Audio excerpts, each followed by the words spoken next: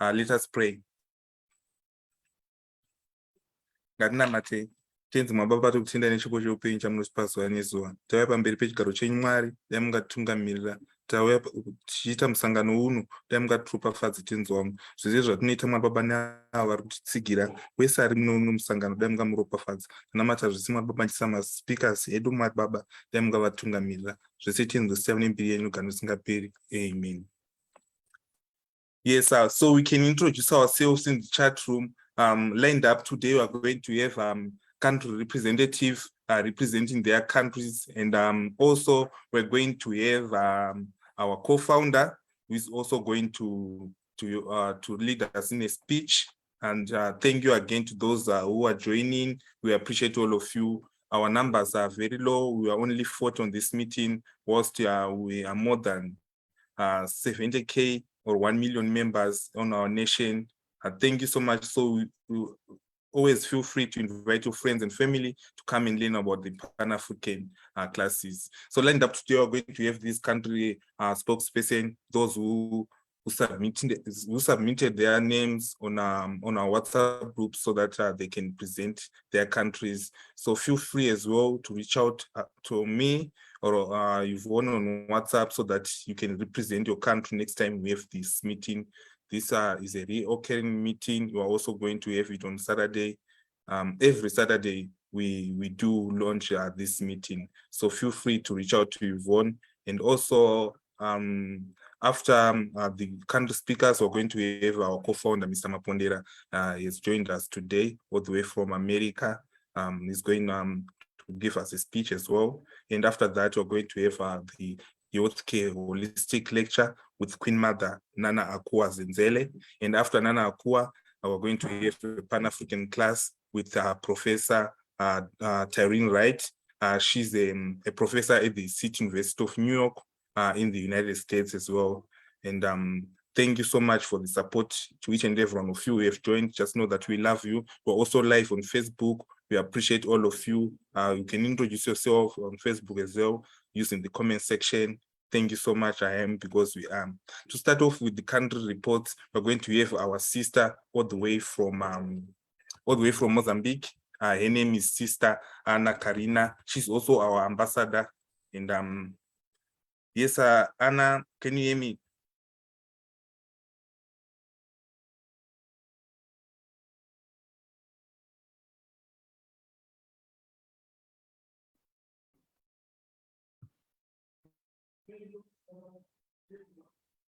Yes, let us have Anna to present the report.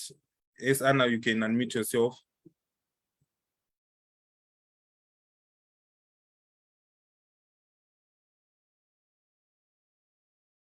Yes, Anna, I've asked you to unmute. You can go ahead and unmute yourself. Thank you. Thank you, Mr. Moderator. My name is Ana Karina Cabral. I'm trying to activate the video. I don't know if I'm going to make it. Okay. All right. Can you activate the video for our sister Ana Karina? We had disabled all videos because people were sharing nasty videos. Yes, Yvonne can activate Ana Karina's video. Okay. All right. Thank you, Anna. You can go ahead.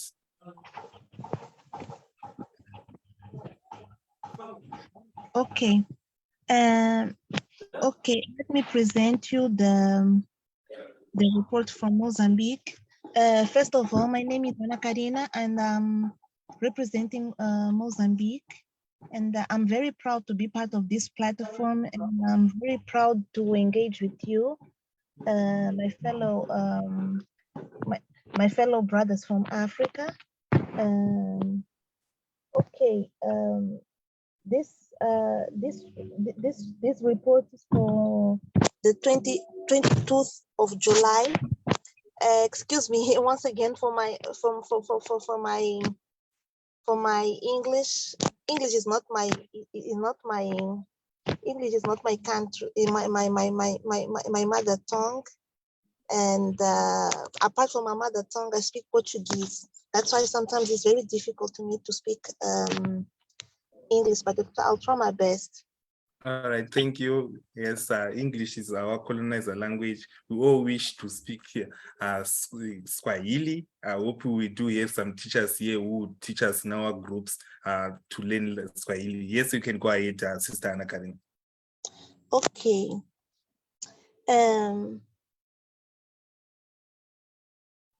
Let me see.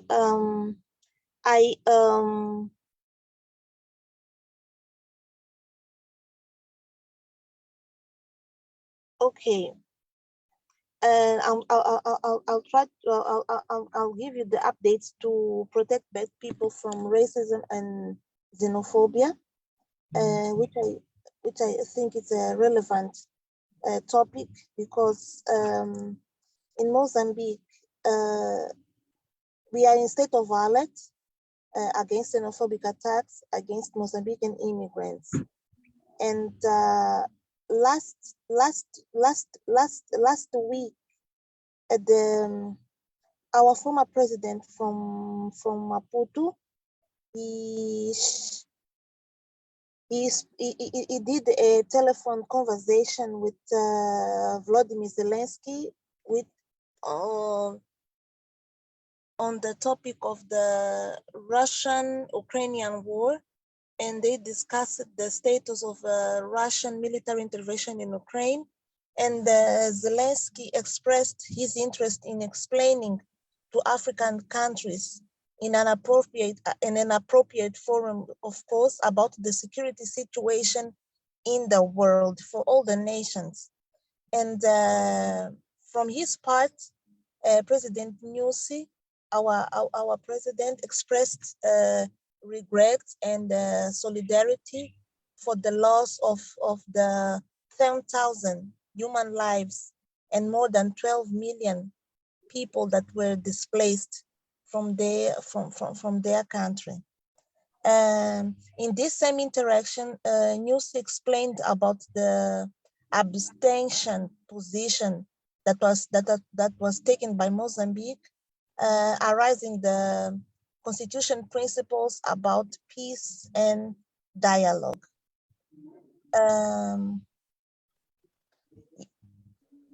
Updates from COVID-19.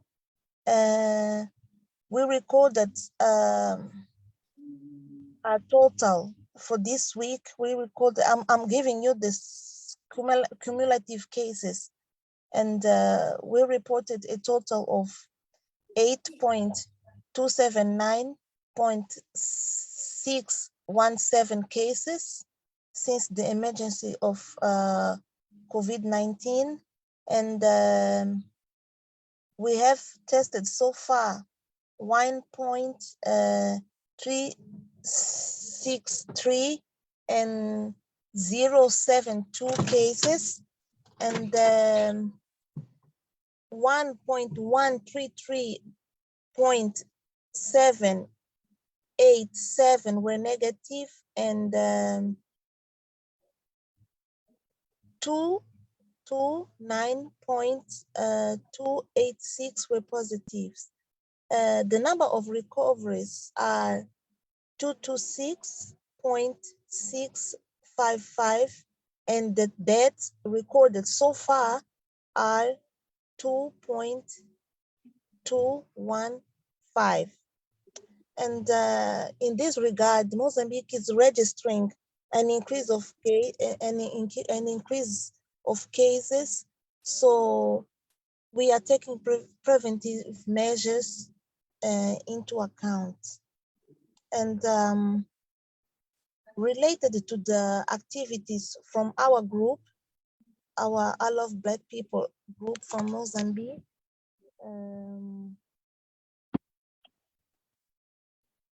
we had we had the radio show starring our co-founder Sinclair Skinner, and we had as our guest Mr. Obi Ebuna Jr. and we shared widely through our to our WhatsApp groups and other platforms the invitation to join the I Love Black People family, as well as to use the I Love Black People application for recommendation for Black people safe places. And for me, I think that is all. I don't know if one of my colleagues, if it's here, have something to add. And I shared the most relevant topics, and for me, that's all. Thank you, everyone. Thank you so much, Sister Anna Karina, for presenting on behalf of people of Mozambique. We do appreciate you. Yes, on next we're going to have Sister Anna Stella, all the way from Japan, but he's representing on behalf of people of Kenya. Yes, Sister Anna, can you hear me?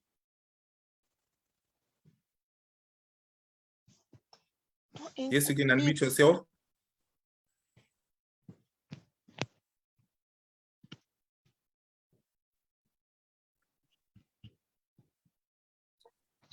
Yes, can you hear me? Yes, I can hear you. Can you hear me? Yes, I can hear you. You can go ahead and present your report. I'm trying to the video. All right.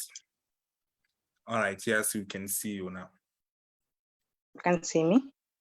Yes, we can see you and we can hear you Okay. as well. Greetings. Greetings, I'm Anna from Japan, but representing Kenya. Greetings, brother and sister. Here is my report for today from 16th February to 23rd February, sorry. July activities on Saturday. You can see me? Hello? Yes, we can see you. Okay, I was having problem with my screen too.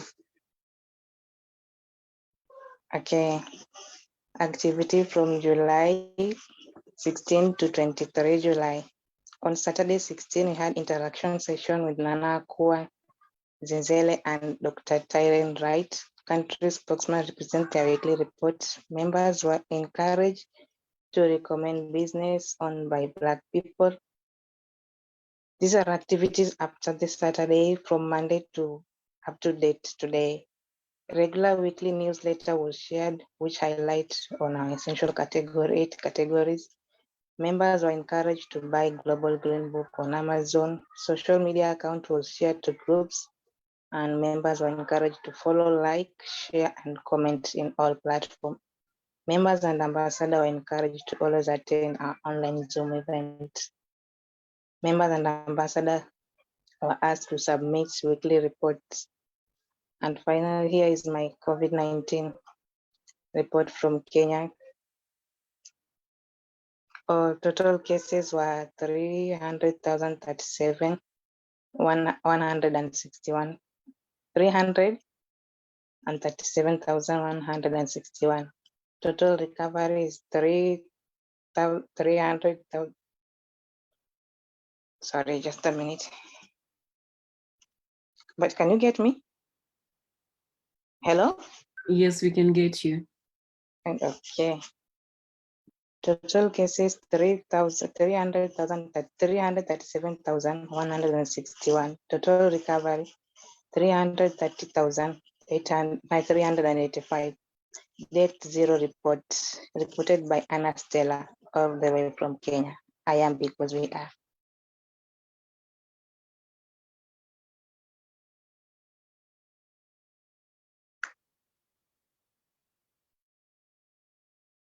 Hello.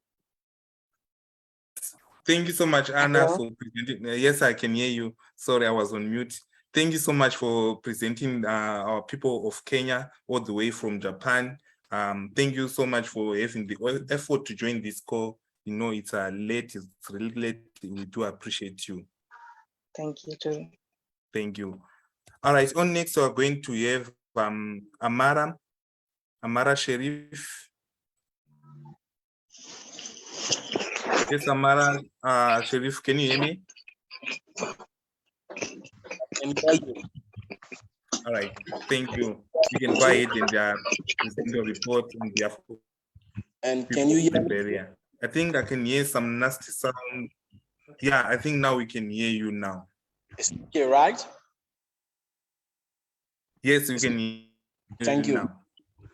I'm Amara M. Sharif, ambassador for I Love Black People from Liberia, and report from the 16th of July to the 22nd of July of I Love Black People.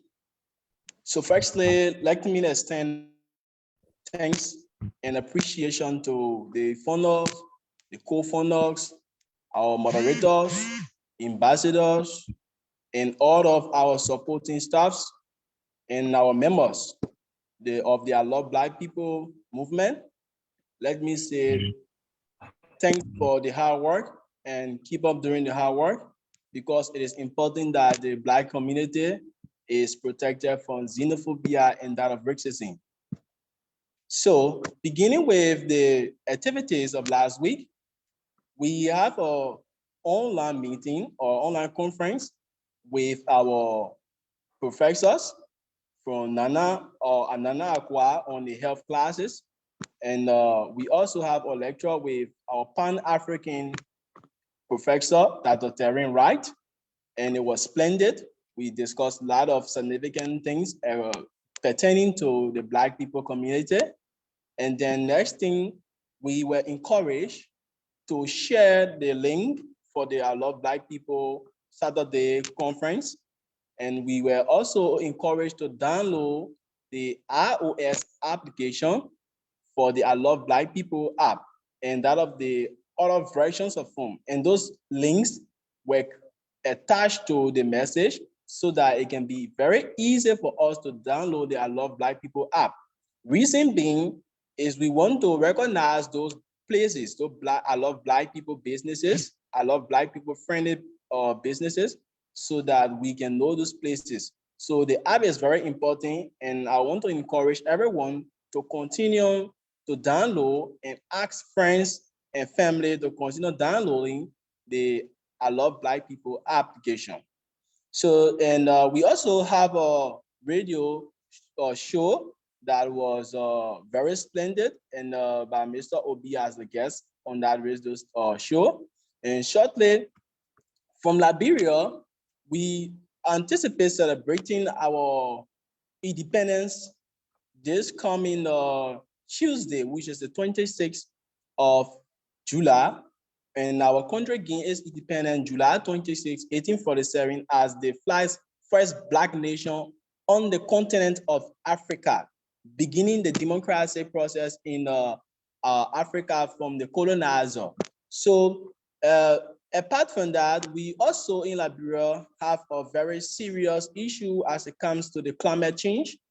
Recently, one of the slum community in Liberia experienced a flood, and due to that, there is issue with the drainage pattern. So the citizens of that particular slum community have some problem when it comes to the safe drinking water and that of their house in the swamp region. So there are a lot of flooding in that particular area of Liberia. So thank you very much for the time. And I would also like to encourage everyone to continue downloading the I Love Black People application and to continue fighting against racism and xenophobia, because our aim is to protect the Black community and to move the Pan-African movement forward. I'm Amara M. Sherry reporting from Liberia. I am because we are. Thank you. I am because we are. Thank you so much, Ambassador Amara M. Sharif, all the way from Liberia. We do really appreciate your effort in using our application as well, sharing the safe places around you, which are safe from racism and xenophobia, and whereby you were treated with respect and dignity. We do appreciate that. To those who didn't download our application, make sure you have it. It doesn't consume much of your space. Yeah, thank you so much again. Again, I can see when time is not on our side. very soon we're going to have the healthcare lecture, but we had 3 speakers who are also on this call. We had Patrick, we had Butai, and also we had who haven't presented their reports. I can see I think these are speakers who will represent their countries on next week. And this time, can we give it to our co-founder, Mr. Christopher Mapondera?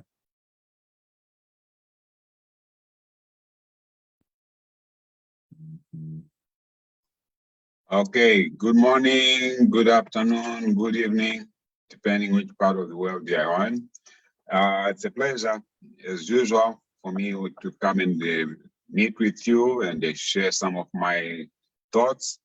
Hopefully you'll find them more instructive, informative, and constructive, and worthwhile listening to. As I say, as Pan-Africanists, we must always have an interest on what is happening in our world. I hope that next week I can, what I would like to ask people today, that if you can put in the chat group, some of the events that you thought were of significance that occurred in Africa or affecting African people, wherever they are. I'll be very much interested to know what events you saw or heard that you think were of significance. As I say, that because we don't control most of our media, the things that we think are important to us, at times we'll never see day of light with the CNN or BBC or Sky News, because they have their different interests and their agenda than ours.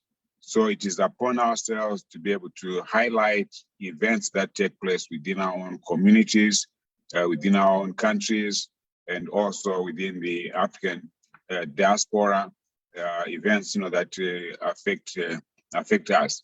So we have to inform each other that here, such and such an event took place in DRC. Someone in Kenya may not have heard about it, or someone in Zimbabwe may not have heard about it.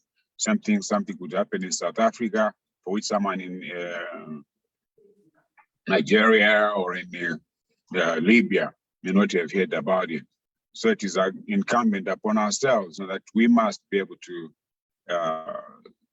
publicize events that we think are of your interest and importance to us as an African people.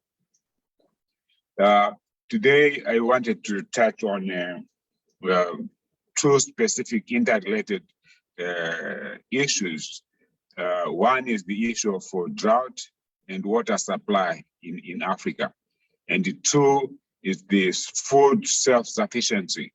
Africa is regarded as one continent that is always starving, that can't feed itself. It is affected by droughts and all. But that is not the complete story. The thing is that if you take into account that before the colonialists came to Africa, and then when they started enslaving our people, millions and millions of people were taken out of Africa. So if we were not able to feed ourselves, it means we would not have generated kind of populations, of which they were able to enslave millions of our people and take them across the oceans. Same thing was happening, on the eastern side of the continent, where again our brothers and sisters were being taken to the Middle East, through the Arab slave trade and so forth. But that was only possible because we're able to sustain our populations. We're able to grow our populations in line with our ability to feed ourselves. Now, come post-colonial times, where when we were under colonialism, nobody really highlighted that there was drought in Africa, there was famine in Africa, because if they publicized those type of situations, it would reflect the burden upon them. You couldn't say got a serious, malnutrition and hunger in Kenya when we're under British, colonialism. which means the British would have had to be accused, that, oh, you're starving people as a colonial master. Why are you not making sure that people are fed and so forth? So I find that some of these issues that we are faced with, many of them started surfacing after the colonial masters left. And how did this occur? Well, there are several things that happened. The multinational corporations who were making experimentation, on mass production of food came up with all these GMOs. So they would come to Africa and say, okay, we want to have an exclusivity to supply you with seeds so that you can increase your food production. Now, the kinds of seeds that they were bringing in, they had the negative impact of destroying our own indigenous seeds, that we acclimatized to our climate, that our forefathers had been using for centuries. Okay, now when they bring in the GMOs, you find that they had the tendency to kill our own indigenous foods, so that you end up with a reliance on imported seeds, which would be overpriced. But the other thing that you were not, which is surfacing now, that these genetically modified seeds and foods that we are subjected to, they started creating all kinds of diseases that our people never used to experience when they were eating clean, whole foods before the colonial people came onto the African continent. So, because we were put in a position where we became dependent on foods that were manufactured elsewhere, killing our own foods that we were self-reliant on, this created an anomaly, where now people are not able to feed themselves because they cannot afford to buy these expensive seeds that were being introduced. They can't afford to buy the fertilizers of which these new imported, crops are dependent on. They can't afford to buy chemicals, herbicides, insecticides, and so forth. All these things are needed when you are growing some of these GMOs. But because our people could not afford them, so we find that their capacity to be able to produce food to feed themselves was literally destroyed. Now, at the end of the day, you find that it's not, people don't acknowledge what has resulted in us, having these food inefficiencies, that it is a result of the colonial powers manipulating our own, food production processes. Then the other part of it is the climate change, which in a way is also indirectly affecting us. Africa is not the one that is responsible for climate change per se, in the sense that we are not spewing all this, chemicals into the atmosphere that is playing, havoc with, with nature and so forth. We become a casualty of something that is not of our creation. So what is the solution? I mean, the solution is that we have to start looking at and developing our indigenous seed, developing our indigenous crops, so that we can be more self-sufficient from the way our own, ancestors were. With it, we can apply technology to increase our production, but it should not be a technology that is applied to create something that is going to kill us. But we should use that technology to improve production of the foods that were passed on from one generation to the other. There is no reason why we can't be able to get into mass production of our indigenous crops and so forth. And hence, this will help us to eliminate some of the new diseases that we are now being subjected to. I know that our time today was very much limited, but again, I just wanted to highlight, the fact that let's look into the issue of self-sufficiency in food, for all the education that we have and all the knowledge that we have that has been passed from generation to the other, that we should start looking inward and try to come up with solutions of how can we feed ourselves. We have everything that we need on the continent. You know, we've got the water, we've got the right climate in many places. We can be able to grow food, you know, 3 times out of the year. And as we politically and economically integrate the whole of Africa, it will make it much easier. You know, that if one part of Africa has got a food deficiency, but there will be other parts of Africa that will have, you know, a food surplus. You know, then it'll be much easier to move that food, you know, to where it is needed and so forth. So when we start looking inward, I think we should make hunger the last thing to worry about in Africa. If we can put all our resources and, you know, our energies together to make sure that we develop that self-sufficiency. Well, that is what I have for you today. Next time we'll look into another area. As I say, I'd like to hear from yourselves. I'll look through the chat group, issues that took place in your part of the continent that you think of are of significance, which were not publicized by the foreign press. Of course, they would not do so, you know, because it is not in their interest to publicize such issues. Okay, that's what I have for you. If there are any questions, I would, I'm in a position to respond to them. I see there's a hand up, McDonald. I don't know if he has got a question or something.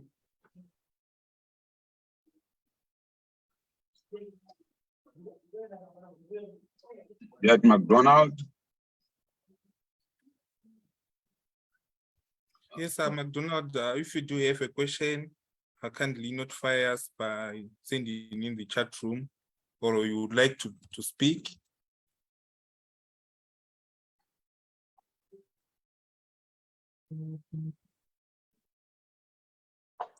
All right.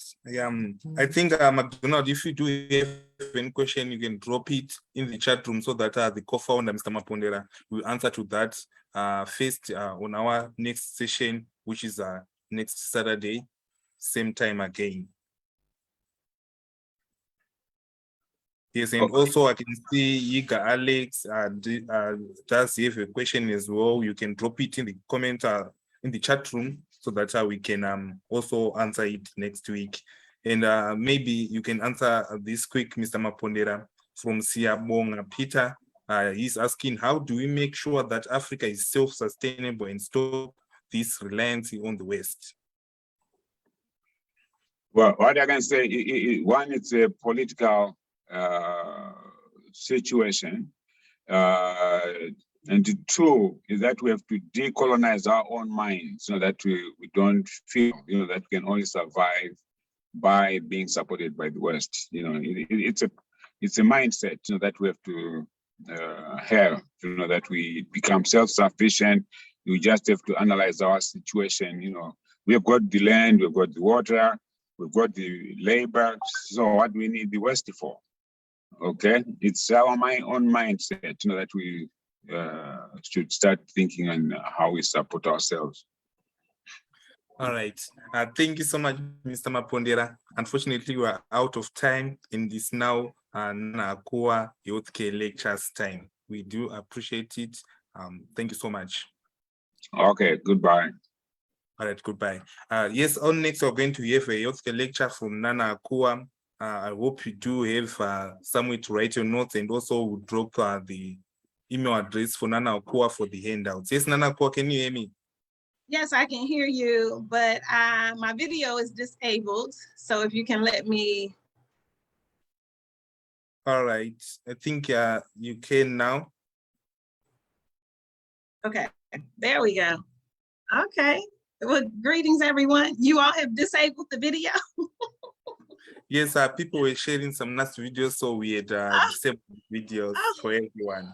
Oh, people just don't want to act right. They know I like to see people's faces, and now you got to cut the video off. Oh my goodness. Well, okay, I see Yvonne's and I see Kakuza. I can see one, so y'all didn't disable him. That's great. Hey, okay, oh, y'all cut it back on. Okay, good, because y'all not gonna show off, right? Ain't nobody gonna put no crazy videos. Emmanuel, Peter, Naomi, wonderful. All right, I move. Okay, Kwasi. Okay, great. Wonderful. Glad to see you all. Very, very happy to see you all. So we are here, and you know, I think that when we changed the sessions to 30 minutes, right? So I'm kind of going along in a certain pattern. So I would consider this one the last session for this 8-week series. I think Dr. Wright and I might be, we may have structured it a little different. However, you know, either way, you're gonna get the information. So this is my last of the 8-week series where we are discussing sort of the second half of detox and cleansing. So again, we'll be kind of back, I think, in sync in a little bit, but I wanted to focus today on how to cleanse and detox the body. And one thing that usually happens when I'm talking about this topic is I cut short the piece about diabetes and glucose levels and using the glycemic index. So I do want to make sure that I'm starting with that, or that's at the beginning of the lecture this week. But just catching sort of the tail end of the previous discussion. The one thing I'll add, and you know, I always talk about this when I talk about herbs in our like week 2 or so, is I talk about the importance of growing our food and growing, you know, I have land in Ghana, in the village where I'm Queen Mother, and I'm always asked about building a house there. And I honestly don't plan to build a house there. I plan to grow food there. And so I think that land is key, right? Land is key. And we're not restricted to how we use land with just building structures or building buildings.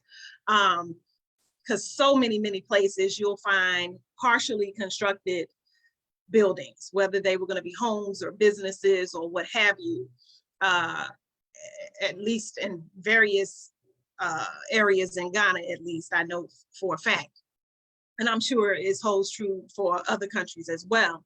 But I think we get really focused on building buildings. And I'd like to add my, I always say my 49 cents, right? I'll be 50 this year, right? I'm 49. So I always like to say an expression here is, you know, when you give your opinion, people say, oh, let me give you my 2 cents. So that's just my 2 cents. So that's just my opinion, right? So I always put my age on it, right? So my 49 cents is that we should focus just as much on building wealth or sustainability through providing our food, providing our medicines, providing our herbs to heal our families, our communities, with using land to grow foods. And it's not that structures are not important, but you meet so many challenges with structures, especially if you're not really prepared to complete a project. But what I know for sure is that we can prepare land and we can grow our food, we can grow our medicine. And I would like to just encourage you, when you get a piece of land, also consider growing your own food. And even if it's a situation where you don't live there, right? There are many local farmers or market women or, you know, people who can get a natural local source of what they are selling from your farm, from your garden, if it's on a smaller level.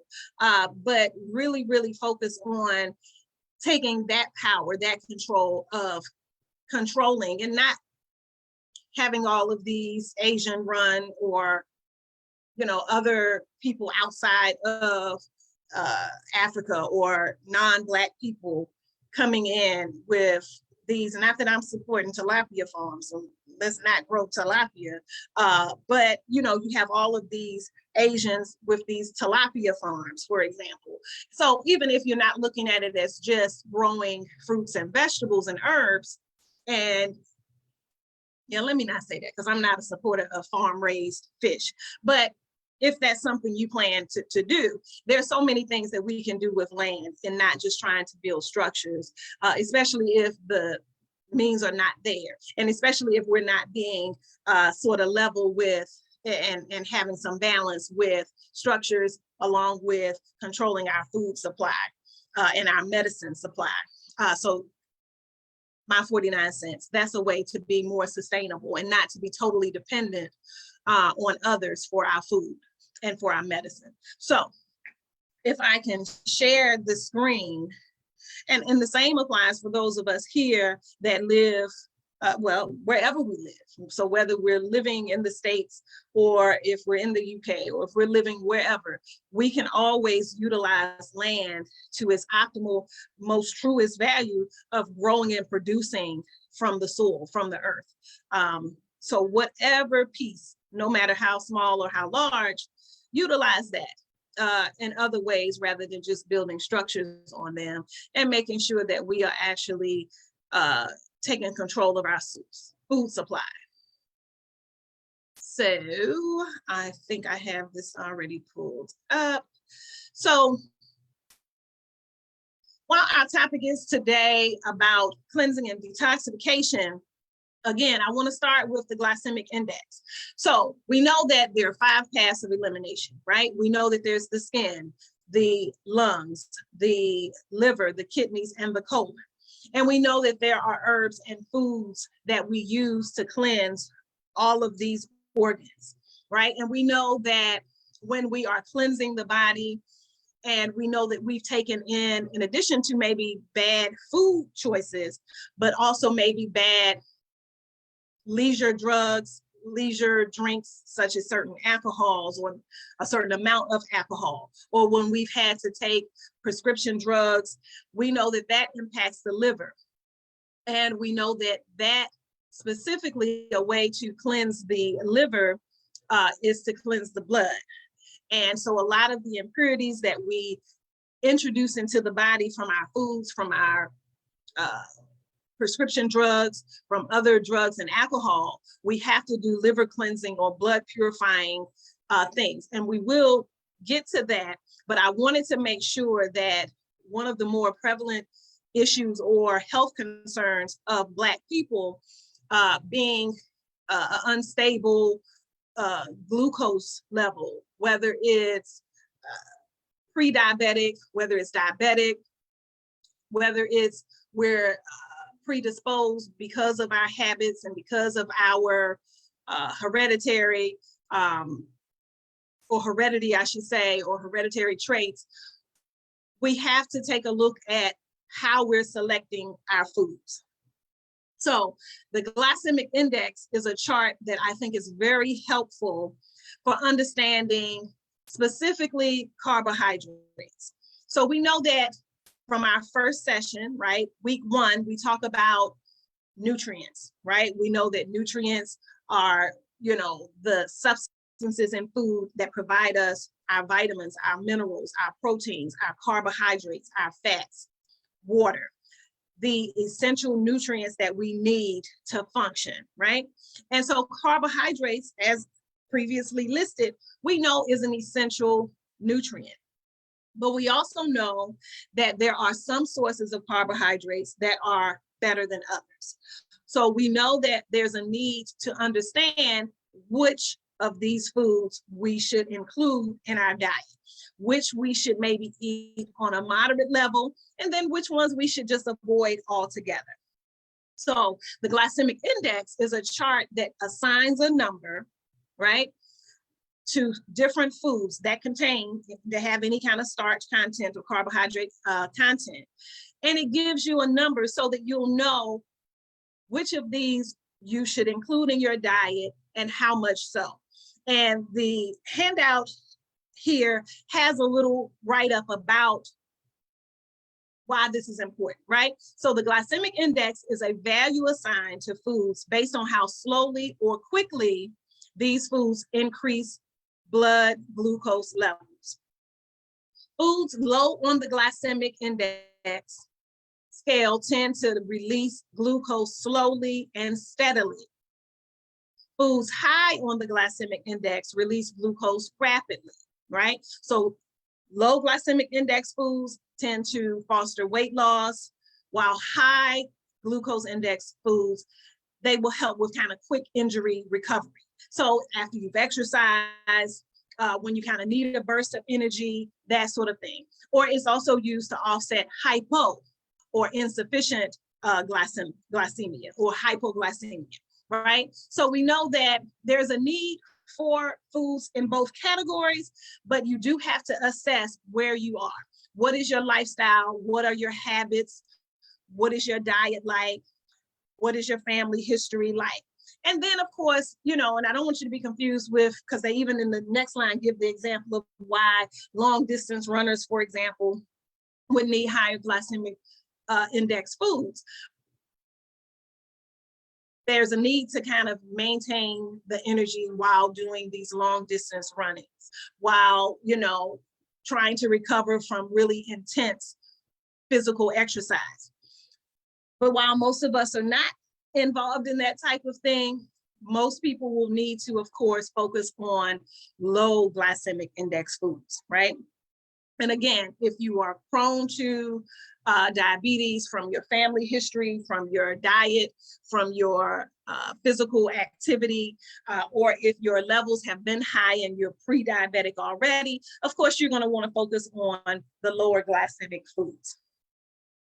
And so this chart, and I really will not go through each food, but I wanted to show you how the chart really works. So any food that's considered a high carb food would be listed. So we know that not every food will be here because not every food will contain carbohydrates or high levels that are traceable to where it would impact how your body absorbs or adjusts with the glucose being introduced by the food. But we know that there are certain food categories that definitely contain high amounts of carbs. So you want to commit to memory or use on a regular basis this chart so that you'll know which foods to include and which foods to either exclude altogether or to eat only in strict moderation. So if we're talking about breads, we know that pretty much your standard white breads, even your whole wheat breads. Oh, and let me say, the standard is 70. We want foods that are 70 or below, right? Anything over 70 is considered a high glycemic food. Foods that are 70 or below are considered moderate to low glycemic foods. So you'll see the numbers assigned here give you indication of what foods might be a better option if you are attempting to have lower glycemic foods, right? So your specialty grain breads are going to be well below 70. Your wheat rotis, your chapati, these types of foods, corn tortillas, these are going to be foods that are well under 70 that will be better options. Oh wait, we went from grains, from breads. I skipped from breads, but we pretty much know our white and our wheat breads are going to be 70 or above. So if you get a low carb bread, that's going to be a better option for you, or maybe a spelt grain bread, or there's something called Ezekiel bread or biblical bread that are made with, and these will fall under the category of these specialty grain breads. So these are specialty breads that are going to be lower glycemic foods. But moving into other grains, we know that most rice, brown or white, is going to be right there at or above 70. But there are other grain options that you can use, whether it's barley, whether it's spaghetti, whether it's corn, rice noodles, these would be better options. My cautionary note with that though is you're still gonna wanna limit your portions. I tend to be an overeater. So if you say spaghetti is a lower glycemic grain, that sounds great to me. And then I may have not one bowl, but I may have 2 or 3 bowls of spaghetti. Spaghetti happens to be my favorite food. So you still will have to have good, sensible portions with this. If we're going into breakfast cereals, again, choose which cereals are going to be well below 70. Cornflakes we know is higher on the chart. Porridge or rolled oats, these are going to be a little better option for you. Millet is kind of up there a little higher. Fruits is a big one. Usually the sweeter fruits that most of us like are going to be the higher glycemic foods. But of course, the more fiber-rich foods are going to be better options for you. So we're going to say apples and citrus. These are going to be better options. Pineapple can be a little tricky. It is a little on the sweeter side. Bananas, depending on how ripe it is, can definitely be on the sweeter side. Mango, some charts you'll find mango will be a little higher than this 51 to 56. And, you know, so I would say to also, again, not overdo it with that. Watermelon is definitely considered a higher glycemic fruit. But then we'll get back to, and then of course, juices is gonna be a whole nother thing. If you're really watching your glycemic index intake, you're gonna really restrict fruit juices. Because we tend to really drink more than probably we should, and we'll end up consuming a lot, especially orange juice. And if you know anyone who has blood sugar issues or regulating their blood sugar, one of the things that they often turn to if their blood sugar gets a little low is they'll get a cup of orange juice. So don't let this 50 to 52 number fool you and think that you're really dealing with a lower glycemic food. This will be on the higher chart in terms of elevating your blood sugar a little quicker, which is why a lot of diabetics will keep on hand that in case their blood sugar gets too low. Vegetables, when we're talking about root vegetables, potatoes of whatever kind, we pretty much know that's going to be pretty high on the glycemic index. We want to do that in moderation. Or maybe cut it out altogether if it's something that you really tend to consume a lot of or over consume a lot of. Sweet potatoes are a little better. You see they're a little lower in this chart. So some other options here may be other root vegetables like carrots or maybe plantains. These might be a little better in terms of your standard white or russet potato. African yam is not on here, and I know there's so many other types of yam. I would definitely venture to say these are going to be higher than, say, or right up there or higher than with your regular white potato. So there are many others. We have dairy products that are listed here. So depending on what your diet is like, really spend some time. Rice milk, when I stopped consuming cow's milk, rice milk was my favorite. However, as someone that can tend to be on the thicker side and be a little more weight conscious, how upsetting was it that rice milk is definitely a higher glycemic drink? So of your options of the nut or seed milks, while I prefer the taste of rice milk, you're gonna do much better with, say, an almond milk or an oat milk or a hemp milk. These are going to be lower glycemic. The rice milk is definitely a higher glycemic. And so I really had to cut that out. My children prefer almond milk, so we tend to keep almond milk in the house. But I kind of stopped buying rice milk just so that I wasn't tempted and made that a part of my daily intake. So I now just pretty much don't drink any of the nut milks. So again, I will not go through the entire chart, but even things that we know we like to just snack on, these are on the list as well. So if you're going to snack and eat things that we know might not be the best options for us, at least you will have the information as to what are better choices? What are better options for some snack foods?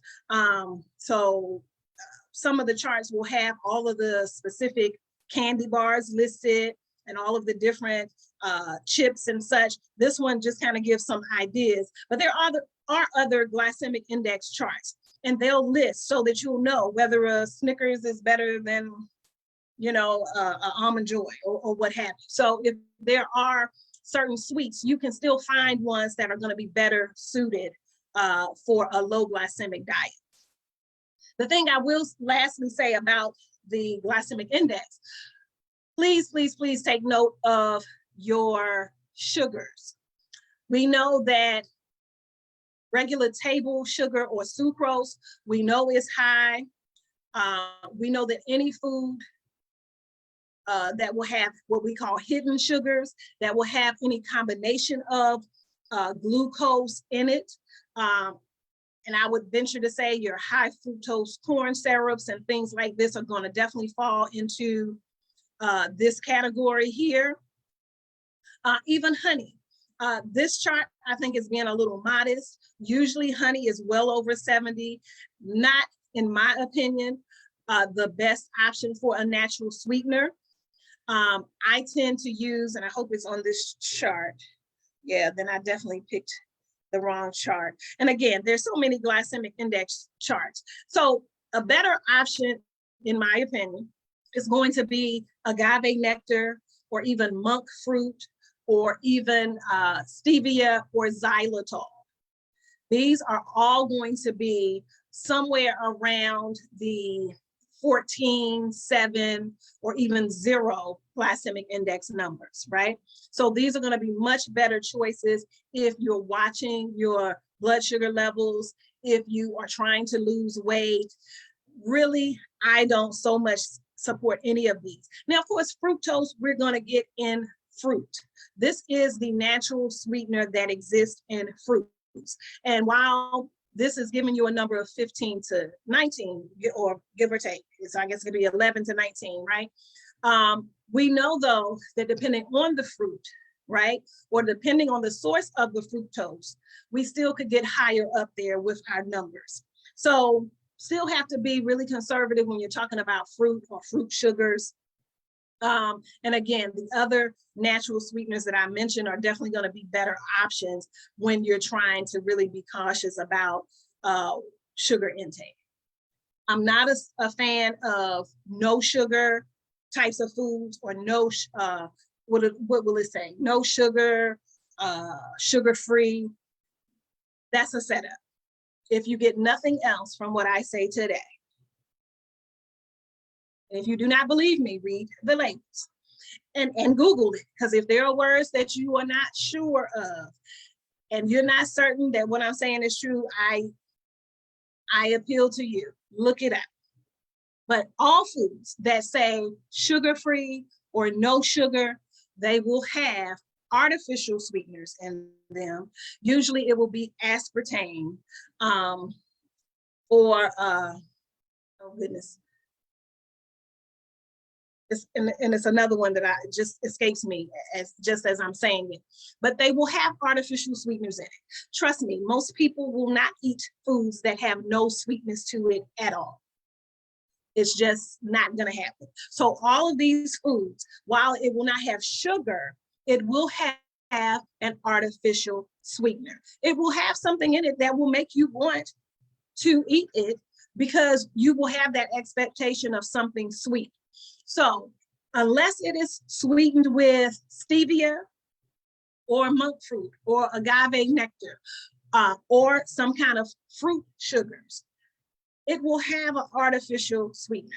Unless you've made it yourself, or you do read the ingredients and it simply has food ingredients that you'll know very clearly, and it's very, plain as to what it is, and you'll know that there's no artificial sweetener in it, fine. But in most cases, I suggest to not fall for the whole no sugar, sugar-free types of foods. I feel the same way about these zero drinks. Coke Zero, well, I won't even bother the name. You know the zero drinks. They have all kinds of foods and drinks now where it's zero this and it's zero that. They put it in the name.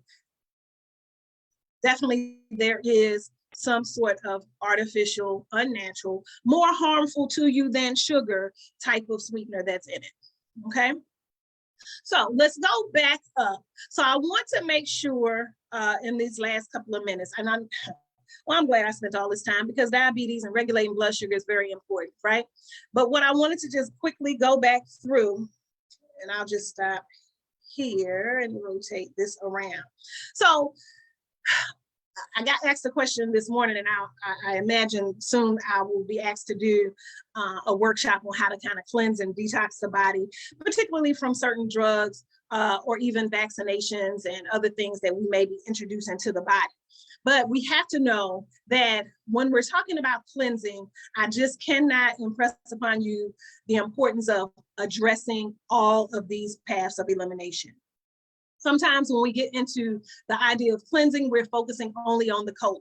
And while that is important, and while that's a bodily function that should occur every day to assist in the cleansing of the colon, know that there are other paths of elimination or organs that need attention as well.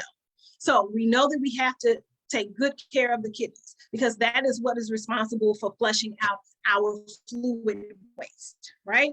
And so we know that all sorts of problems will arise from that. In previous weeks, I usually get a chance to talk a little bit about healthy blood pressure and things to promote that. But we know that the kidneys play a major role in that. And we know that when people have issues, and of course it's related to diabetes as well, but we also know that when these organs really act up and people have to be on dialysis and need kidney transplants and things of this nature, it really, really wreaks havoc on your life, right? And so we have to do everything we can to kind of address all of these. We know that the liver, it cleanses and purifies the blood. And so we know that we have to cleanse this because it takes such a beating from all the things I mentioned earlier: alcohol, recreational drugs, pharmaceutical drugs, different things that introduce toxins into the body have to be cleansed through purifying the blood, cleansing the liver. Skin is important. We most often ignore the skin. It's our largest organ. And a lot of times when all of these other paths are compromised, it will come through the skin. You'll get boils, you'll get cysts, you'll get abscesses, you'll have breakouts, you'll have rashes. All of these are indications of some kind of toxicity attempting to leave the body. So healing and detoxing the skin is also very important. And then if we didn't learn it any sooner than this whole COVID pandemic, we know how important breath is, right? And how much we maybe take it for granted. So we know that we have to cleanse and purify the lungs on a regular basis. Fortunately, we don't have to think about breathing, but I highly recommend that you consciously think about breathing, that you do conscious breath work, that you push out all of the toxins that we inhale from different environments that we live in, that we go around. Fumes from cars and buses and all kinds of things, depending on the place. Where I live, there's a funeral home at the top of the street. They want to put a crematorium there, right? Where they cremate people. Can you imagine all the toxic gases that will be emitted into the air if they're allowed to put this crematorium? And I live in the heart of the city. I don't live where everything is spaced out and there's a lot of room to maybe have all of these toxins dissipate into the air. No, they're going to come right and be absorbed into all of our families that live around here. So all of this is important. So pay attention to all the paths of elimination, not just the colon. And so if you have questions, feel free to email me. I'll stay on a few minutes and maybe answer some in the chat, but I don't want to take any more time. Thanks for joining us today. I know Dr. Wright is probably waiting, but as always, I bid you good health and peace, and I'll see you next week. Thank you so much, Nana Akua, for a wonderful lecture. Enjoy the rest of your weekend and upcoming week as well. On next, we are going to have Professor Tyrone Wright on today's lecture about Pan-African history. Yes, Dr. Tyrone Wright, welcome. Yes, hi, how are you? Okay, so you'll see me momentarily. Welcome, everyone. So hopefully you had a chance to read the materials that I gave you last week. This week, the lecture is a little bit different. and same theme, of course, but a little bit different in the sense that we'll be dealing with organizational bodies that express Pan-Africanism. And you'll see me in a second as well. I'm going to be navigating two different devices, one computer and one device. But so last week we talked about Amilcar Cabral. We watched some of the film Cuban African Odyssey. You had both of his documents. And before I begin, I did want to say one other thing about Cabral before I move on to Nkrumah briefly and larger organizational bodies that express Pan-Africanism. We talked a lot about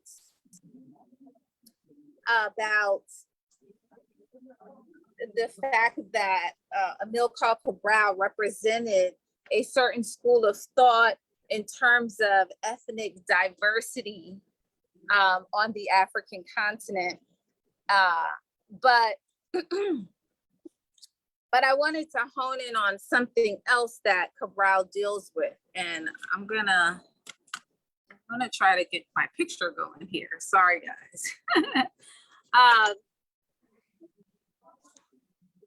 So Cabral also talks about, if you had a chance to review the readings from last week, he also talks about history as a weapon and culture as a weapon and tool of liberation. And I wanted to, before I move on completely to that, I wanted to talk about those points, okay? Before I move on to the organizational piece, right? I wanted to talk briefly about those points. And I'm actually going to log in on my computer in a second here. So you'll see me there because I want to be able to do both. So first, well, while that's, okay, no, it's logged up, okay. So the reading you got from me last week dealt with Cabral in two contexts, right? So that's from his book, Return to the Source, okay? And let me, there we go. I'm logging into the Zoom. So administrators, let me in on the Zoom.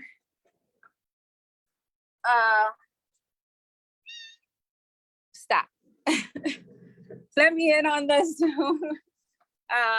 Hold on, join with the video. So you might see me coming in another screen.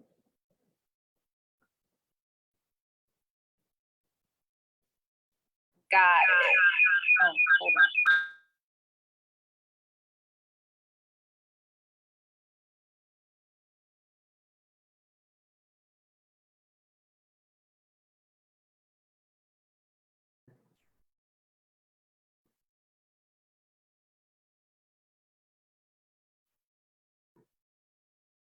Okay, can you guys see me?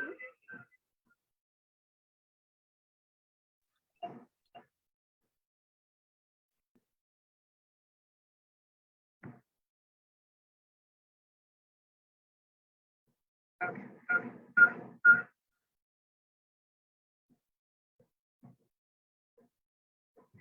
All right, perfect.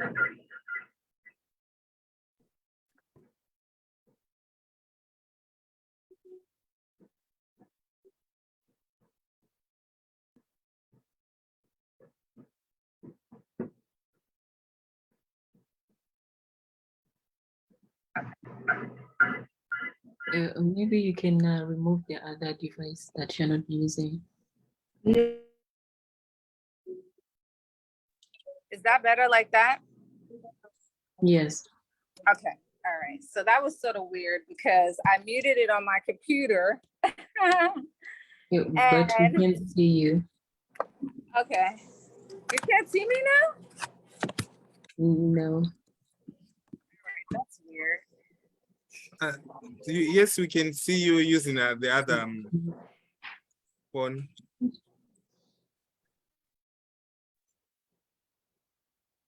I just saw myself. Okay. Yes, sir, we can see you. You can see me, but the voice is coming from a different image, so that's fine. You just, okay. So you guys can see me. It's just that if you're looking, so you gotta scroll over one time and you'll see me in the other frame, okay? As opposed to this one. Is that fine?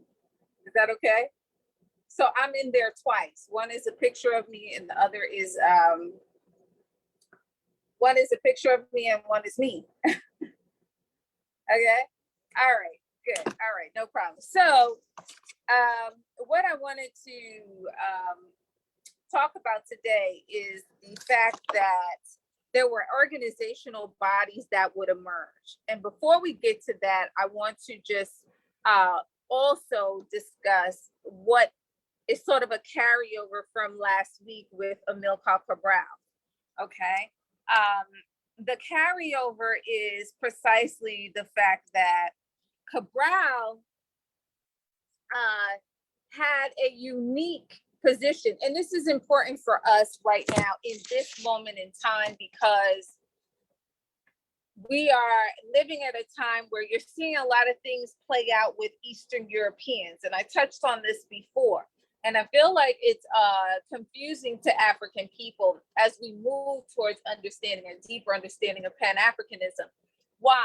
Because many of the continent's Pan-Africanists will come from what would be a Marxist-Leninist line or a school of thinking. And it's very important to understand that, you know, one, I hate to just be so direct, but I am. One should not be fooled by that. Okay? What do I mean by that? And I'm saying this from within the experience as an African person who was in a political organization and that has a Marxist and Leninist line, which means that it subscribes to the revolutionary strategies, tactics, organizing, and ideology that was adopted by Eastern Europeans as they go through their struggles in society. So this is solely a material analysis that takes place in the Marxist-Leninist line, where essentially that is the most important, you know, primacy is put on the material condition, the material reality of oppressed people, and all the other stuff, it becomes secondary. What is the other stuff? History and culture becomes secondary in the struggle, right? That being said, that can't be the case for African people, okay? One of the things that I tried to make very clear to people, even when I was in a political organization, a very specific one, which I won't mention now, but if you've listened to some of the lectures, you might know. What I usually say about the Marxist and Leninist line is this: all you need to know about Marx and Lenin is that they weren't talking about us, African people. They weren't even thinking about us, okay, in their analysis. They were talking about their own struggle. They were talking about their own context. They could have cared less about the African context. Sure, if we could take some of it and use it and apply it to our struggle, great. But in actuality, that was not on their agenda, and they could have cared less about serving our interests in that way or anything like that. Okay, so you must understand that. Now, that's just like anything. An object or a concept wasn't made for you, but if you can put it to some good use for yourself, so be it. However, we need to know not to take that too far, meaning outside of making a material analysis and recognizing that, yes, there is a class struggle and this impacts not only if we struggle, but how we struggle, we do need to throw the rest away. And why do I say that? Because for us as African people, everywhere we are, culture and history have been ways in which colonial and imperialist nations have exploited us. They have told us we cannot speak our own languages. That is part of the colonizing process, right? Can't speak your own language. Forced into everywhere that is, by the way. So on the African continent where there wasn't formal slavery, under imperial domination, what happens to the masses of the people? They are told not to speak and they are punished for speaking their own indigenous and ethnic languages. In the context of enslavement, what happens on plantations? African people are beaten and forbidden to speak their own indigenous language. And yes, when we first get to the United States, we are still speaking our indigenous languages because Africans in America are simply Africans who were transplanted through the transatlantic slave trade to the Americas, right? And still holding ethnic identity for a great deal of the time upon arrival. Okay, and aware of that, and aware of the ethnic diversity of the other African people around them. Matter of fact, that was the whole concept, right? Not to put African people who were ethnically similar or familiar with each other on plantations next to each other, because that would cause or allow for a mutiny. The Stonewall Rebellion, 1739 in South Carolina is a perfect example of that. African people, all from the Angola region, familiar with each other, not homogeneous in terms of ethnicity, not all the same, but some the same, and others who recognize each other and are familiar with the dominant languages were able to communicate and stage one of the first major insurrections, one of the first in that region, not the first, because there are many insurrections in the United States, but one of the first in South Carolina, 1739, where they massacre numerous white people and begin on a march to a free settlement in Florida, held by the Spanish. But the point is that so they were aware of our ethnic diversity, both on the continent and once we are sold into enslavement and during the colonial period. And that is part of the colonial and the imperialist domination process, right? You cannot speak your language. You cannot practice your cultural norms. You cannot worship your own gods, and engage in your own spiritual practices. You are forced into Western, now remixed religions that are now manifesting as Western religions, so on and so forth. Because we know things like Christianity are born in Africa first, right? So, but the second wave of Christianity, once it's remixed for us and then handed to you in a colonial context, right? Right with the gun, right? The Bible and the gun. So culture destroyed, history destroyed in order to dominate. Right? If I can erase who you are, if I can erase your knowledge of who you are, I can erase the recollection of who you are, I can forbid you to recall this history, then I have a serious advantage over you. Okay? You don't get to recall your greatness. You don't get to recall your forefathers or your foremothers and what they've done.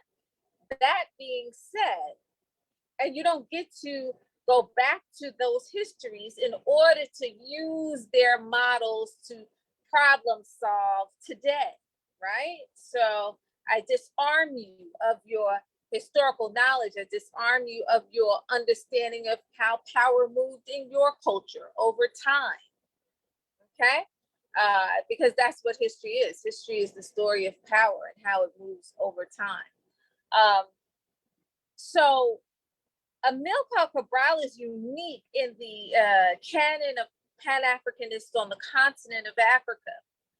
even with regard to Nkrumah and other people, Sekou Touré and others, because he's saying, no, history and culture are tools of liberation, and we must invoke them. Okay? This is unique about him because the typical Marxist and Leninist wants to say, no, we just need a material analysis, we just need a class analysis, and that's it. Amilcar Cabral is saying something very different.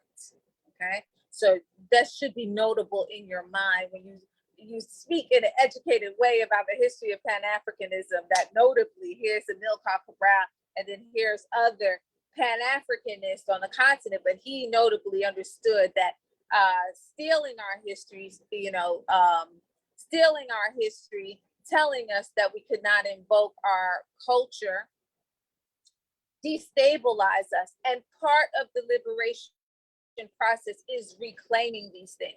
And yes, these are weapons and tools of our liberation. Okay. And so that's how he theorizes. Okay. And he's very impressive theoretician as far as the scope of our struggle, the depth of our struggle, and those nuanced complexities about how we must struggle. We must reclaim our culture and start to engage our cultural norms and values once again. We must reclaim our history and recall our history once again and make it common knowledge once again, right? So these are things that are very notable about Amilcar Cabral and his position in the struggle on the continent. Okay, so that is one part of my lecture for today. I want you guys to understand that and essentially internalize that. And I'm saying that because all of this stuff is prescription, right? It's prescription for how we handle some of the things that we deal with today and now, how we look, our worldview, and how we look at the world from our particular vantage point. In other words, the desire to erase one's history should always send off alarms and, big red flags to you, regardless of how they look, right? Someone telling you not to go back to the history, not to recall history. Why are you discussing the history? We just need to deal with our material reality. This is what we don't have right now. Okay, that's great. But we do need to invoke our history. Our history is our ancestors' instruction and prescription for how we need to deal with problems today. Absolutely. We need to deal with our history. Okay? And it's informative to know other people's histories too, right? The culture, same thing. Culture, it gives us instruction and prescription for how to deal with what we are dealing with today. And it doesn't mean that it all applies, but you take the best of it and what is applicable to your specific circumstance and you use it. Okay? To be robbed of those things is to sort of be stripped bare and defenseless in the face of a very hostile system. Okay. So the other thing I wanted to discuss, and I don't know, let me see if I can put it in one of the screens. No, let me see. So this week we have the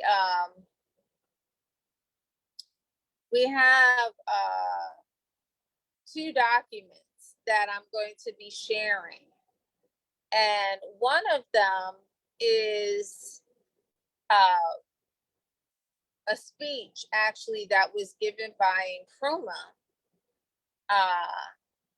No, I'm sorry. It's a resolutions that were, hold on one second. Administrators, I'm seeing who's in the waiting room. Do you want to let them in or am I supposed to let them in? Because did you make me an administrator? No, Yvonne? I have already made them in. Okay, all right, because it keeps popping up on one of my screens. Okay, so one of the documents that we're going to be looking at is Haile Selassie That's what you'll be looking at. His address to the League of Nations. And essentially, I think you all know who Haile Selassie is, but if you don't, I will refresh your memory briefly. He was the emperor, really, of Ethiopia, crowned emperor of Ethiopia. The world would come to know about his crowning or his coronation as a result of a very Pan-African or major Pan-African organ, which was called the Negro World and was what? The paper distributed by the Universal Negro Improvement Association, founded by Marcus Garvey. Okay, and it would contain it would document a full color coronation of Haile Selassie to the crown of Ethiopia as the emperor. And the issue with Ethiopia in the context of, oh, I'm looking in a whole nother group for our document. The issue with Ethiopia in light of the struggle, continental African struggle, is that it would be one of only 2 African nations that were not colonized, right? The other was Liberia, and Ethiopia was also one. Okay, so Liberia and Ethiopia, 2 African nations that were uncolonized. And of course, you have to understand that the European powers weren't particularly happy about this. They were not thrilled about it. So the Italians, who had almost no colonies really in Africa, set their sights on it. You know, the Germans and the Italians, they had the least. Germany got Namibia and staged and engaged in a biological warfare of the Obama Nama and the Obambo Nama and Herero people. But in general, Germany, you know, and other Eastern European nations, and Germany is not really Eastern, it's Western, but Eastern European nations and Germany would get little to nothing with regard to Africa. And you have to understand that the point of that period was to get a territory in Africa, because it was clear Europe had long been unsustainable. It was coming into their knowledge that Africa had some coveted resources, and to capture Africa is to sustain one's nation in the world, right? Because Europe is then, now, 400 years ago, unsustainable. So Italy would attempt to take Ethiopia. In short, some of you probably already know this history. In short, they do manage to get a small territory, portion of it, to the north. But Ethiopia is able to fight them off and maintain the larger territory and remain uncolonized. Later on, the portion that the Italians did take ends up being Eritrea, as some of you all may know. And later on, Ethiopia attempts to bring Eritrea back into Ethiopia, in which Eritrea wants to and decides to engage in struggle essentially around the idea of sovereignty and maintain its independence and freedom, having finally gotten away from the Italians.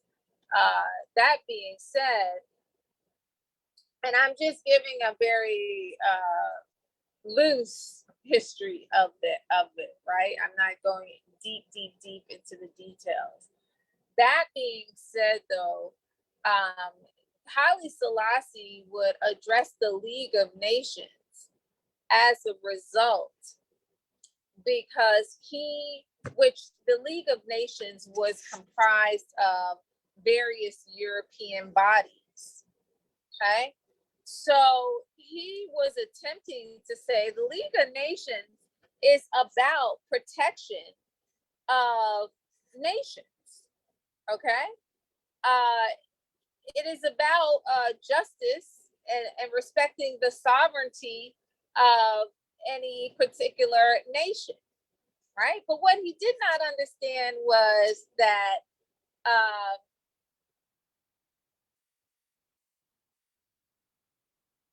okay, I'm looking at a comment. What he did not understand is that European nations do not care about African independence. Matter of fact, African independence is the antithesis to European objectives, right? So they're not going to help you. The League of Nations could establish itself as this body, to protect the sovereignty of various nations. However, there's an age-old saying, like, this is not an age-old because this is the last poets. Know what is opposite of you and you will know what it is that you have to do. And the reality is that there was something missing there in the understanding that the League of Nations was not aligned with African nations. The League of Nations was there to protect the sovereignty and the interests of European nations. So there really is largely nothing to say to the League of Nations about protecting the independent African state of Ethiopia or any other independent and uncolonized African state, because that wasn't their interest. Their interest is to keep Africa exploited, because for Africa to be exploited means that Europe and Europeans will thrive. Just that simple. So, it's very interesting. I will be giving you the speech. Normally I have them on hand, but I'm not able to pull them up just this second. So you will see Haile Selassie's speech to the League of Nations and what he's saying. And just to give you a brief description of the League of Nations, I'm just going to give you a general description of it, right? So you can understand. So the League of Nations, it was founded in January of 1920 by the Paris Peace Conference, and it ended up conference that ended the First World War. Now, if you understand the First World War, you know that, and I don't want to go too deep because I'm hitting off my time limit. The First World War was all about European nations grabbing territories in Africa. So let me say it another way. The First World War, and they'll tell you a lot of stuff about First World War, but at the end of the day, look at the bottom line about the First World War or World War I. All the colonial nations, imperialist nations, European imperialist nations will grab a territory in Africa. As a result, they are fighting each other over territories in Africa. Okay, the British would get the lion's share. The French would be the runners up. The Portuguese, who had their hands in Africa and are the initiators of the transatlantic slave trade, one of the most vehemently racist countries in the world, because the Iberian Peninsula would see the whole idea of racial pathology. So they would be, in a close third or fourth. And then, of course, Germans and others, and then but the major players on the continent would be none other than the British and the French. And so, and then of course, more infamously, there would be Belgium, who would come out of that period and have the nerve prior to that to allow there to be a claiming of a vast and probably one of the most, if not the most important territory in Africa by an individual. And that would be King Leopold and the Congo, right? So that was actually prior to World War I, but soon after World War I would begin. That being said, so that's the context that the League of Nations is coming together. The main organization ceased operations in April 20th in 1946, but many of its components were relocated into the United Nations. So that tells you a little bit about the United Nations on top of that, okay? Because the United Nations really advances the interests of a certain group of nations, namely the United States and other Western nations. It would work against the best interests of the people in the context of the Congo and undermine Patrice Lumumba and cause him to be murdered. Okay, so so I won't get into that. I'll talk more about the United Nations next time. But that being said, the League of Nations, the basic goals of the League of Nations were stated in its covenant, and it was to prevent wars. It was to engage in some collective security and disarmament. And it was meant to settle international disputes through negotiation and arbitration. And so it was meant to engage and ensure the just treatment of native inhabitants of various countries.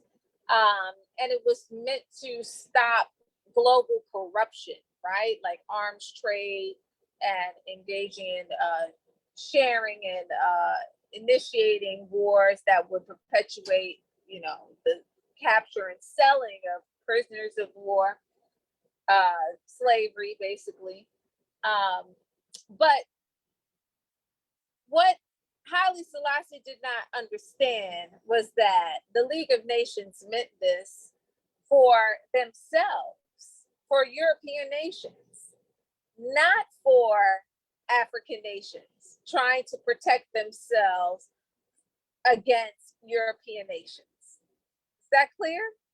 So World War I, European nations jumped into Africa or jumped each other, fighting over territories in Africa to extract resources from to sustain themselves.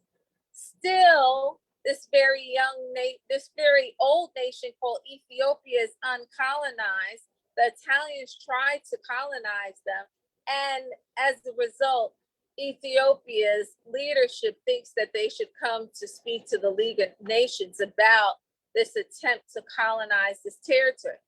No, that is a European body made to protect the interests of European nations. Okay? To the contrary, there is the speech that you're going to read, which is the speech with regard to independent African states, okay? And also what you read last week, if you want to revisit it, the need for a union government for Africa, which was a speech given by Nkrumah in July of 1964, right? And on behalf of the Organization of African Unity. So that's what I'm going to end with. Another body that we'll talk more about is this Organization of African Unity. What it was put in place for, and what it is today, unfortunately. And I'm 6 minutes over, so I'm just gonna give you a brief history. And what you'll be reading is 2 documents. A document which is an address to the independent African states. It takes place in, I believe in, I think it's in 1958, but you'll look at it because I'll be posting it in a second. Not in a second, in an hour or 2. Then also you will be reading Haile Selassie's address because I'll be posting that. And what you want to look at is the 2 very different approaches and the agendas of organizational bodies, Pan-African organizational bodies, or organizational bodies that are not Pan-African. The League of Nations is not a Pan-African body. Okay? The resolutions actually that I'm going to be posting that come out of the Organization for Independent African States is a Pan-African organizational body because it truly embodies the objectives, goals of African people by African people. But something like the League of Nations clearly does not advance an interest. Now, another complex entity and body that we need to talk about is the Organization of African Unity. I briefly touched on it last week, but it is indeed an organization that was established, and its true mission was an expression of our highest values for unity, or our highest desire for unity on the African continent and of African people. However, I do think that today it's something very different because it manifests as the African Union, and the African Union, just get to the point, as we discussed last week, African Union, 60% of its funding comes from the European Union. So how can you be free and advance the interest of African people when Europeans control your economic, lifeline? Okay. But I will give you a brief history of the OAU. So in May 1963, the heads of independent African states met in Addis. So this is what you're going to see, the resolutions that I'm going to be posting, right? So this body, the independent African states, met in Addis Ababa, Ethiopia, to sign the charter creating Africa's first post-independence continental institution, the Organization of African Unity, right?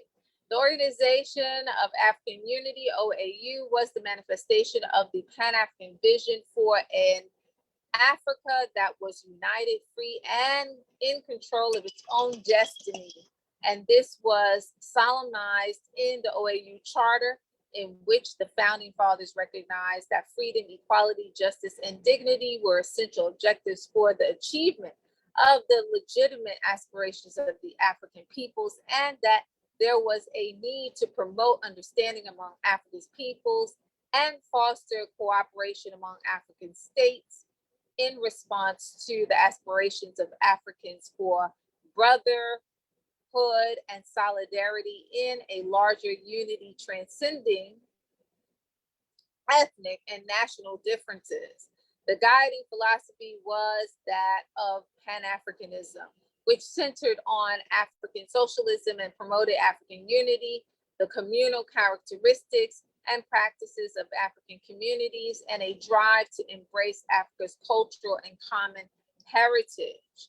The main objective of the OAU were to rid the continent of the remaining vestiges of colonialism and apartheid, to promote unity and solidarity amongst African states, to coordinate and intensify cooperation for development, to safeguard the sovereignty and territorial integrity of member states, and to promote international cooperation.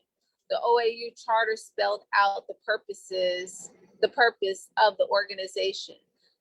So it goes on to tell you, and I'll share that with you because I'm reading that directly from the AU site, which gives the history of the OAU, which is its original organizational body. Later on, it becomes the African Union.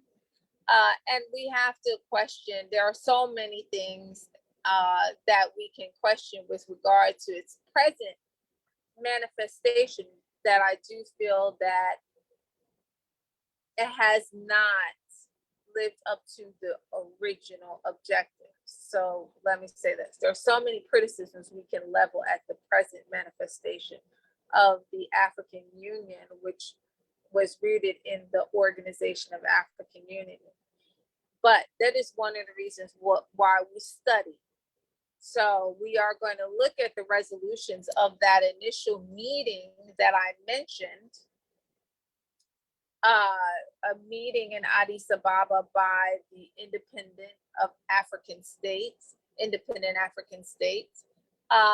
the point of that gives you an understanding of what a vision, our vision, Pan-African vision was for us as a people continentally, right? And so you can compare the two. What a body that purpose, vision, and mission is to serve our interests looks like, and what those resolutions look like, versus an address to a body that is not created by us, that is not created for us, it's not created to advance our interests. And that body I'm talking about is the League of Nations. And what an interaction between an African leader who is a standing head of state of an independent African nation, what an interaction between that individual who leads a nation is to a body that is not committed to the independence and sovereignty of that particular African nation, or to the sovereignty and the independence of African people, right? What that exchange looks like, right? I'm gonna leave it there. You know, I think it's self-explanatory why we need to look at that, because we're always appealing to entities and bodies that are not about us or our interests. We do that a lot out here in the diaspora in America. We appeal to entities that don't have, like, we are totally unclear on their anatomy, what they are, and we will appeal to them to represent our interests and to represent our human interests, and they are not committed to that. Versus, you know, an entity that was designed and built and created by us to represent our interests. Now, not without criticism, in contemporary times, that body has allowed itself to be co-opted, right? So the OAU, an expression of our highest principles and values as African people on the continent, and as African people who want to see a unified continent, you know, that would be the OAU.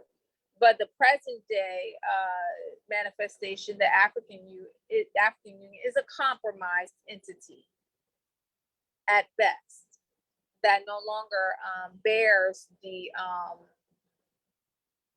or carries or champions the vision and mission of the Organization of the African Union, of the African Organization of African Unity, which, you know, really manifested itself as a result of the highest aspirations of some of our well-known Pan-Africanists and freedom fighters on the continent. So it's actually very sad.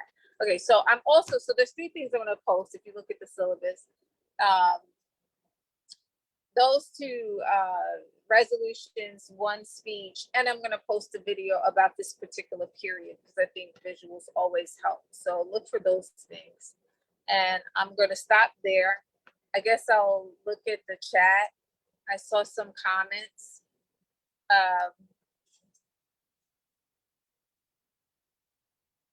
And I'll be done because it's 12:01. I always go first, but this is why I like to go last. Okay, because so that I don't stop anybody. And if you have to leave, then you have to leave, you know, but I don't mess up anybody else's thing. Okay, let me see. I guess these comments are all for me. All right. Okay, good. Nothing much. Anyone who has notes from last week from Professor Wright, please share with me. Oh yeah, please share your notes if you can. But I think you can go back on, I think you can go into Facebook and see the lecture from last week and get the notes yourself if you'd like. Peter, and I'm calling you Peter because I don't want to mess up your first name. So Peter, go into the Facebook group and I think you'll be able to go back to the lecture from last week, okay?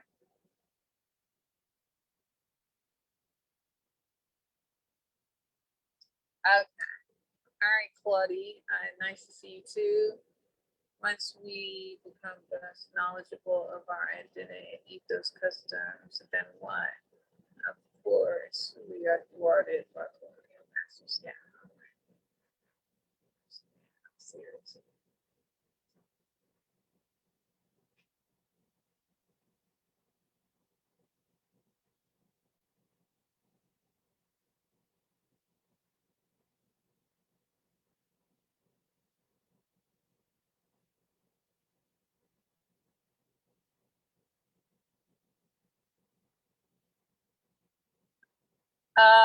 Okay, I think I understand what you're saying.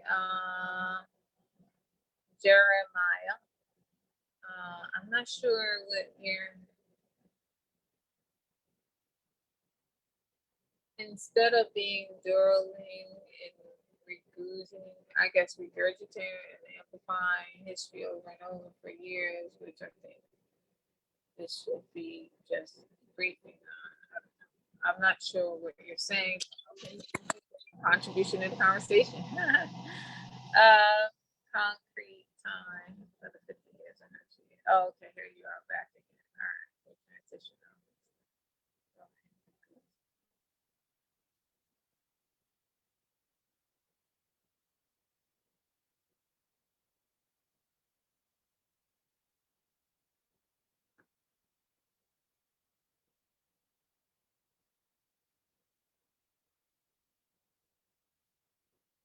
No, it's not too late. So your question is like, can we start creating our own political systems? Yeah, we can definitely. I mean, there's no time like the present. I think it's always in place.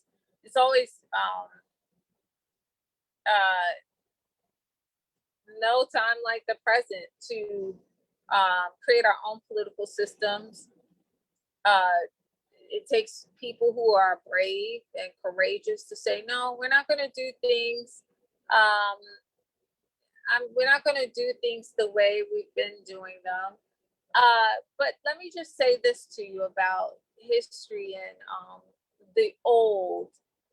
So there's nothing wrong with those things, even in, constructing new political systems.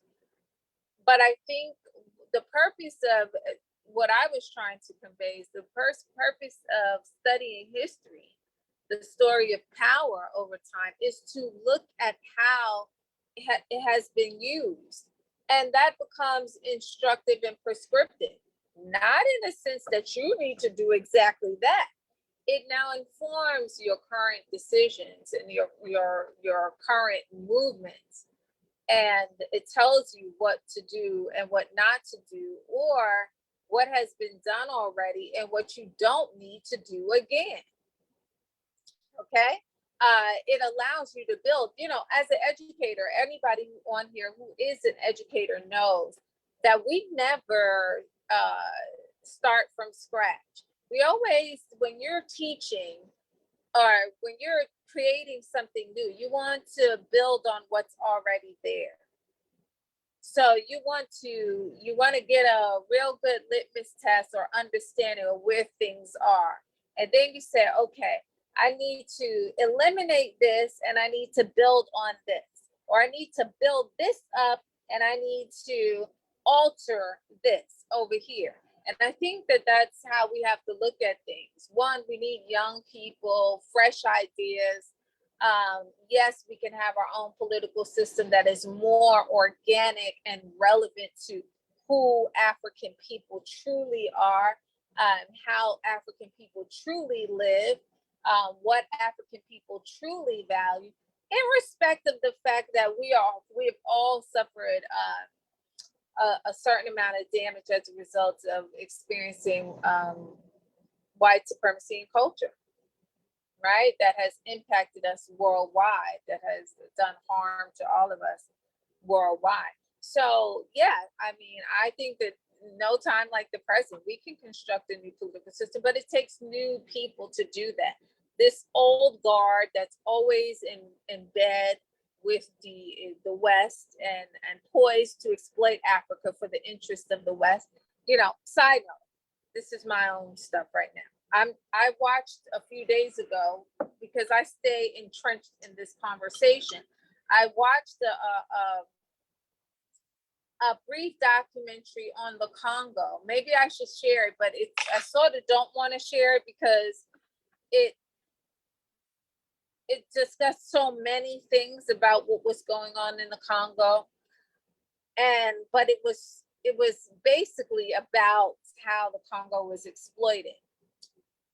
And it was crazy because it was about corruption in the Congo, right? And I just thought to myself, the irony and the nerve of these people to make this film talking about corruption in the Congo, when the present condition of the Congo is overwhelmingly largely could be attributed to European presence from the very beginning, King Leopold, interrupting the normal reality of the people in that region of Africa. And the definition, by definition, African corruption on the highest level is stealing the resources and profiting by selling it to European nations for their colored paper that they call money. Okay? There's no one to be corrupt without them in the picture. Okay? So, you know, they got into a conversation about Mobutu Sese Seko and how much money he made, but they forget to say, where did he get this money from? This is not Congolese money.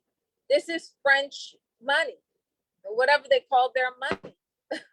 You know, now they're using the euros, but the point is that this money, he got it from the French in exchange for African resources. So he rapes the labor of the people and robs the economy and the reserves, the natural reserves for the resources. But if he doesn't have anybody to sell it to, he's stopped dead in his tracks in the corruption process, right? To me, so it's always sort of like, oh, this is one of the most corrupt countries in the world. Not without Europe and Europeans, it's not. Are we supposed to miss that part of the conversation? You know, are you supposed to not have the intellectual fortitude to understand that if I rob this guy over here, if I don't have somebody to sell it to, then it falls flat where I'm at. You know, so it's really interesting and a complex dynamic, almost comical, because I have this conversation out here in the West. It's like, I'll hear people say, oh my gosh, you know, whatever African country, you fill in the blank. Oh my gosh, it's so corrupt. And, you know, I have no problem just sort of like laughing at them in their face as I tell them, and you say that from within the most corrupt nation on the planet of Earth, probably in the history of humanity, America. Really? You're not in a position to even say any place on this earth is corrupt if you don't understand that this is the heart of it all. Okay? And I'll stop right there. and leave you with that. So what you're going to look at with these two documents I'm going to share is a African entity, heads of states coming together in the resolutions they outline for themselves as an organization and the Pan-African nature in which they do this. And then the other is going to be an African appeal to a body that says it's about the sovereignty and protection of sovereign nations, but it's not a Pan-African body or entity, and was designed to not serve the interests of African people. So you understand, there are contrasting documents, and then I'll be posting a video about this period. Basil Davison, he's a European, however, he's a historian, decent enough. Sometimes you have to ignore him, but you're paying attention to the goings on, the political history that it's recounting, and it's going to give you the political history of places like Ghana and some other African nations, and cover that period when 17 African nations come into independence from colonialism in 1962. Okay, so I'm going to stop there. I think I'm way over now, and I apologize. And I will see you all next week, and I'll be seeing you in the chat on top of that, because I'll be posting these documents. Okay. All right, everyone. Thank you. I am because we are, and please stay safe. I am because we are. Thank you so much. We really appreciate you, Dr. Taryn Wright, for a wonderful lecture. We learned a lot, and people were very participating in the chat room as well. Thank you so much. I'll see you next time, Natalia, Simon, and also join our WhatsApp group. I did share the link with you so that you can have you can interact with the Dr. Taryn Wright in the WhatsApp group where she shares reading materials. Thank you once again for everyone joining us. Enjoy the rest of your Saturday, the weekend as well. I am because we are Ubuntu. Thank you. Bye-bye. Bye.